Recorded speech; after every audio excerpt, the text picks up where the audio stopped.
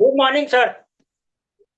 Yes yes yes, बहुत बढ़िया। पसीना पसीना कर दे सबको, पसीने की प्याड रमेश आरने सर, बहुत बढ़िया। यस सर, आपण गुड आज मॉर्निंग। वर्कआउट केलं, आपल्याला रात्री झोप आली का? आपल्याला वाटलं का आज वर्कआउट करू शकता आपण?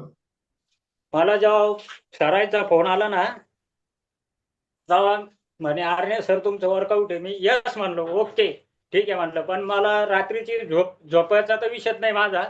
मी रात्री 12 वाजेपर्यंत जागतो. 12 झोपल्यात नंतर 1:30 वाजता उठतो.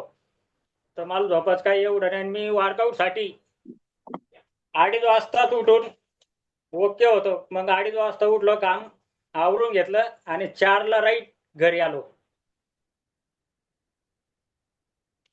इतर वेळेस तुम्ही जी 1.5 ते 2 तास झोप घ्यायची, आज ती झोप आली का तुम्हाला तशी? हो, वर्कआउटचं म्हणजे वर्कआउट मी थोडंफार चुकलं हे मलाही मान्य आहे.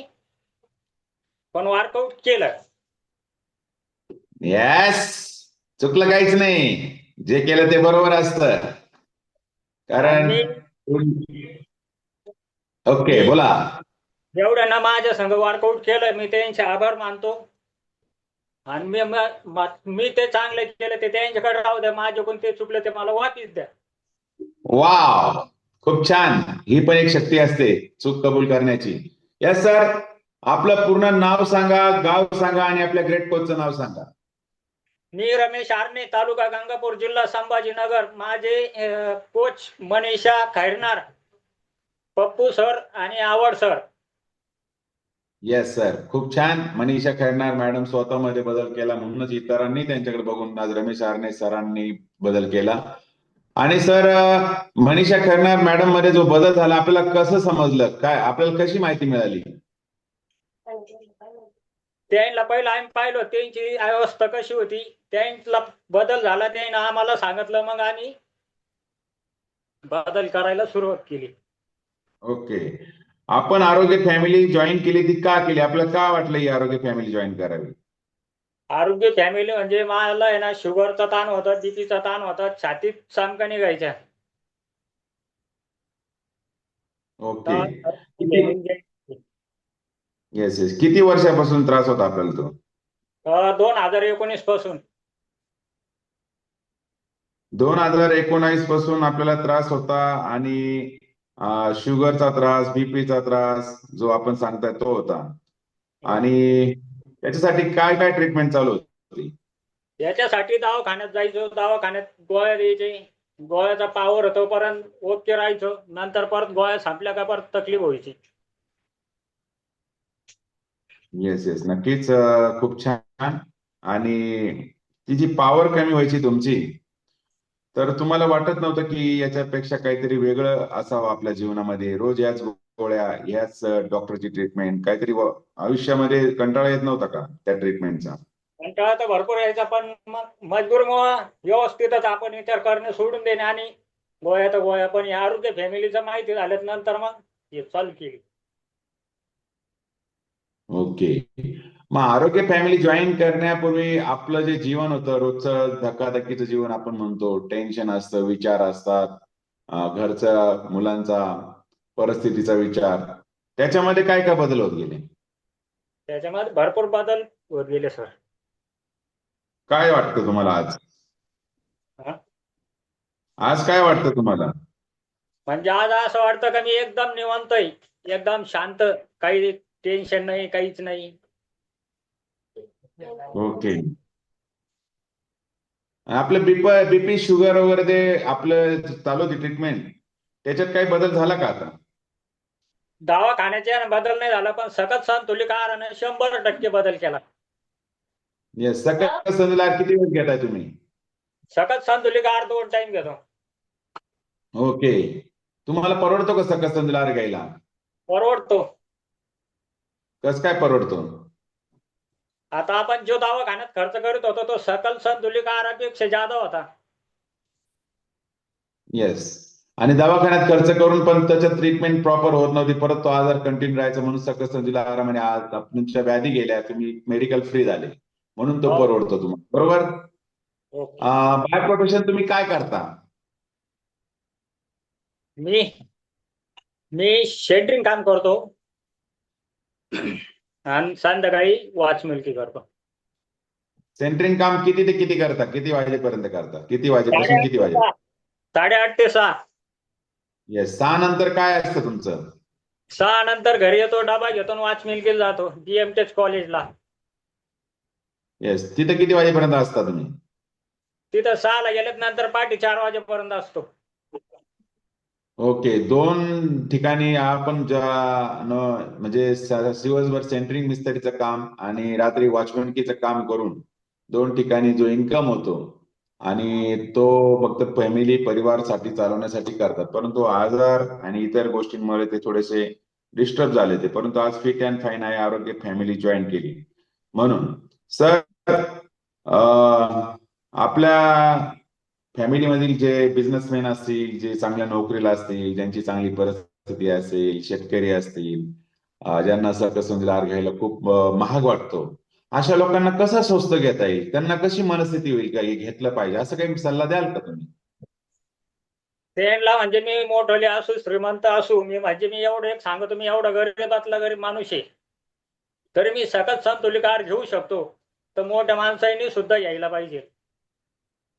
आणि मुळात गोष्ट, मोठलेच माणसं पहिले म्हणतात का आम्हाला परवडत नाही. गरीबाला परवडतो तर मोठ्या माणसांना का परवडत नाही? येस.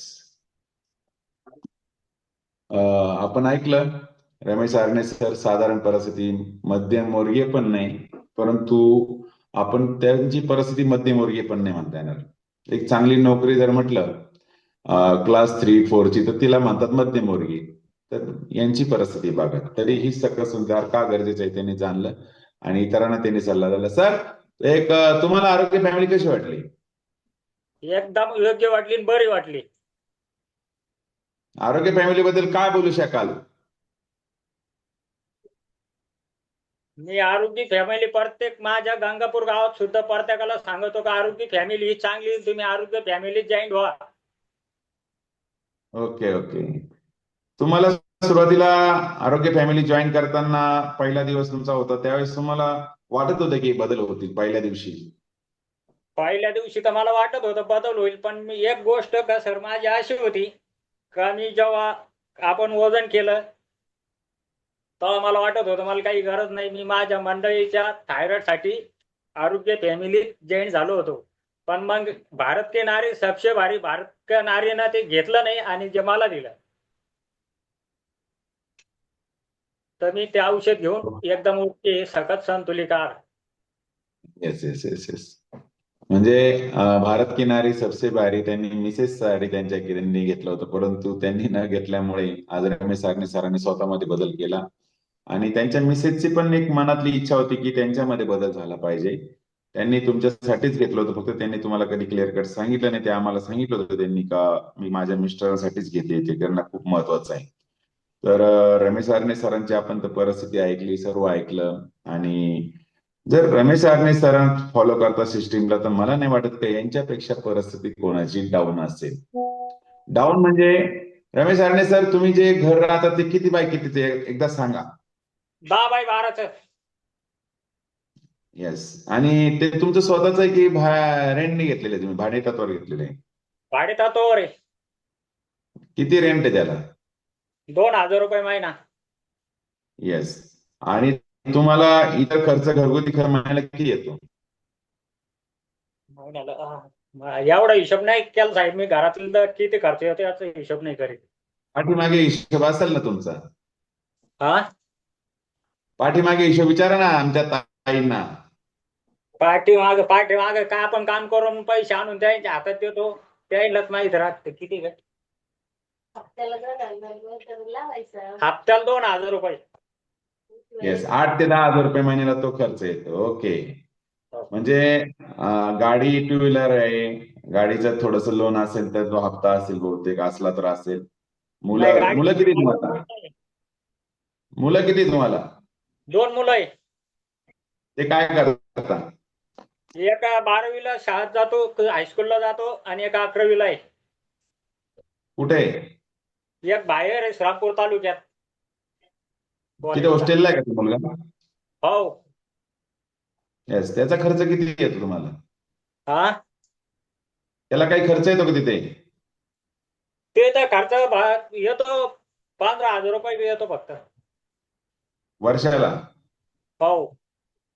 Okay, thank you.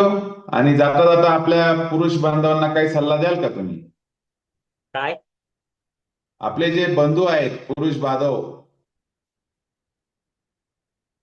पोलीस बांधव. पुरुष पुरुष जेंट्स जेंट्स, आता काय सांगते ते तू. अहो आपल्या फॅमिलीमध्ये जे माणसं आहेत ना, त्यांना काय सल्ला द्याल माणसांना आपल्या? आपल्या आरोग्य फॅमिलीवाल्या माणसांना मी एवढंच सांगल, आपल्यातही बदल करा, लोकातही बदल करा. आणि जरुरी आपल्या आरोग्य फॅमिलीत तेवढे मेंबर आहे, ते नाही सुद्धा सकत संतुलित आहार 100% घेणे. ओके ओके, ठीक आहे ठीक आहे, थँक्यू, खूप खूप धन्यवाद. तर